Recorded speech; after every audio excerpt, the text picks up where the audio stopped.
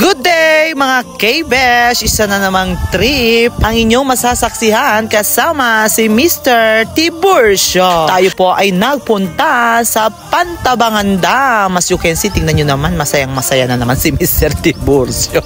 Ayan no, pag talaga si Mr. Tiburcio ay kung saan-saan napapadpad, ay talaga naman, mukha yatang datis niya. Kuliglig.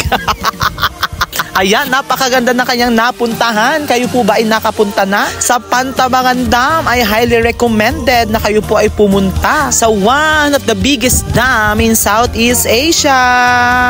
Ayan, napaka-enjoy, napaka-relaxing na mga views sa aking napuntahan sa Pantabangan Dam. Talaga namang ma-e-enjoy ninyo. Dito lang yan sa aming lalawigan sa Nueva Ecija. Kaya naman, kapag po kayo napadpad sa aming mahal na lalawigan sa Nueva Ecija, wag naman ninyong kakalimutang pumunta dito sa Pantabangan Dam. I highly recommend it. Ang dami din pang mga lugar pa na pwedeng puntahan sa Pantabangan Meron tayo Highland Valley na para naman talagang nasa Bali, Indonesia kasi sobrang ganda. As you guys, yung mga K-Besh, ako ay nag-trip lang dito or nagra-ride lang ako. Solo lang ako. Nakaka-enjoy naman talaga, nakaka-relax naman talaga ang ating trip.